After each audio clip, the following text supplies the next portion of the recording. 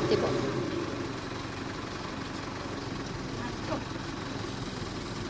บ่แคบคนได้อยู่ที่หน่อยคำ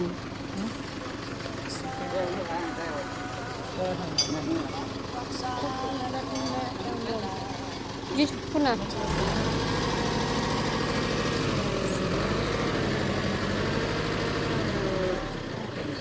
คือสีแคบน้อยคำ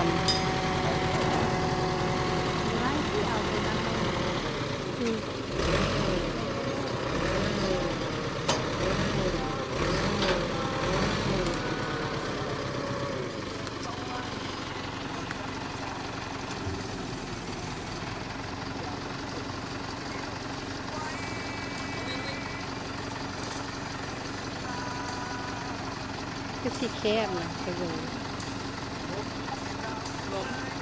ลมบ่ะได้บ่ะไปอยู่เนาะ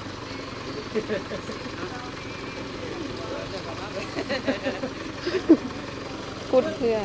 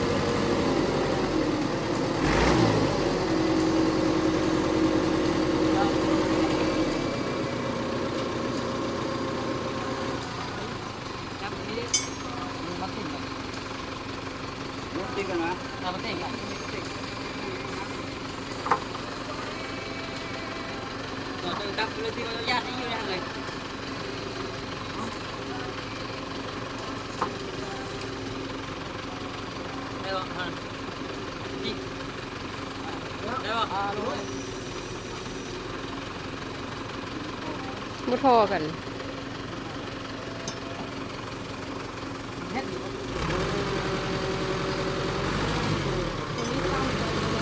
บ่ทอกันเนาะ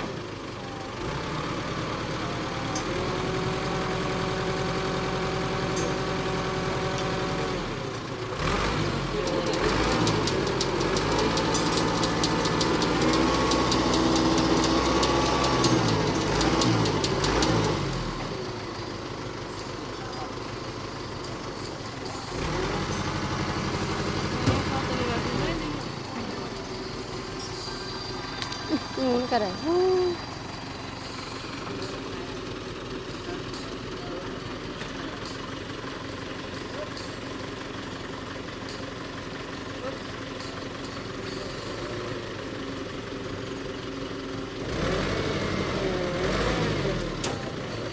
เสียวเนาะ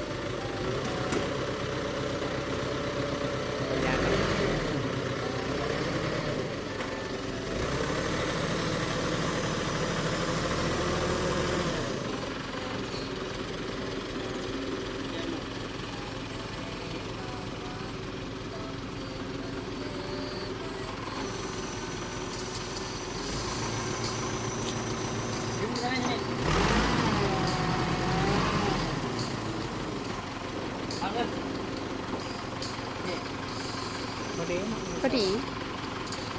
พอดีงาม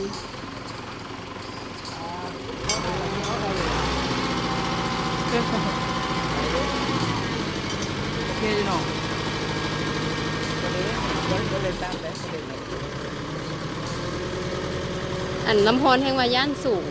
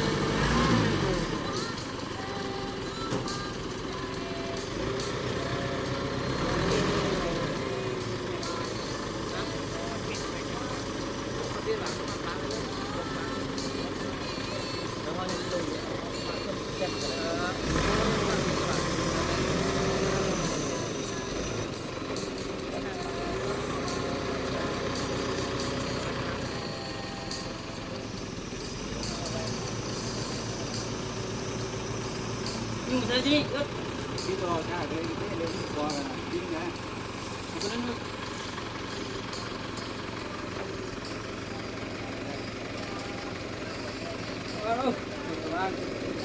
ชาเบา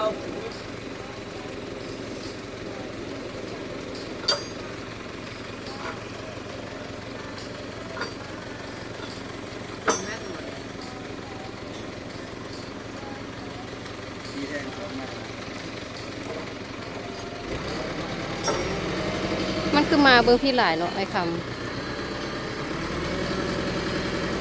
เนาะ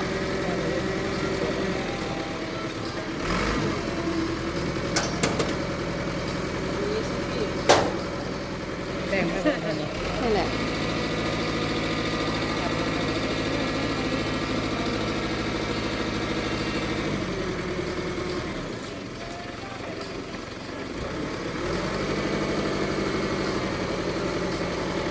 แป้งบ่โต้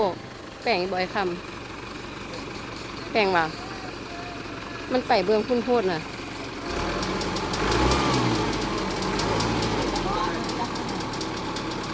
มันไปเบื้องพุ่นโพดให้เราแป้งมาเบื้องนี้น้อยหนึงบ่อ๋อฮันเจ้าคุณนี้ ค่ะ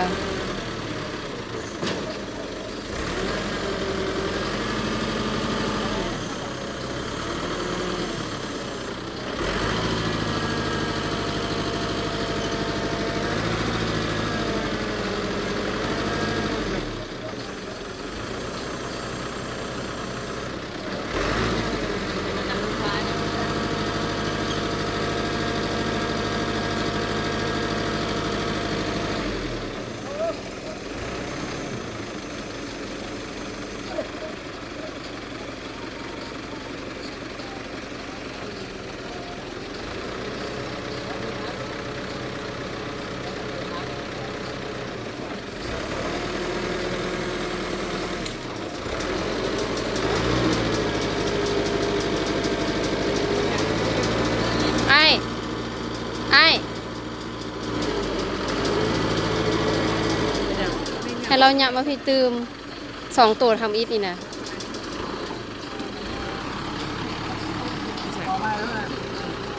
ยับ2 อันทำอีทนี่นะ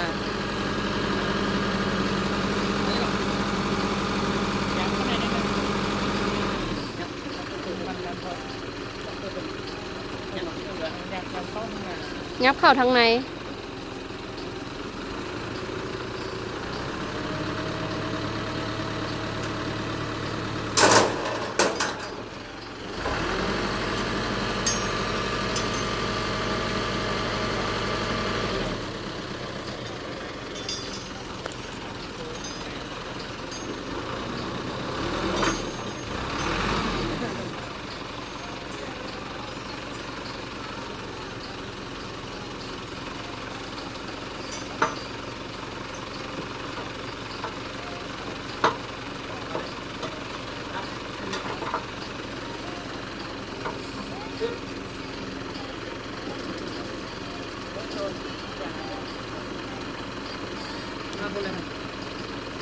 นั่นแหละ โอเคป่ะได้พอดีป่ะ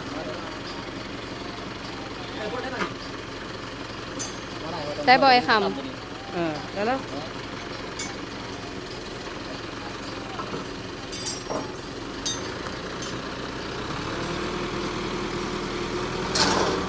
เออ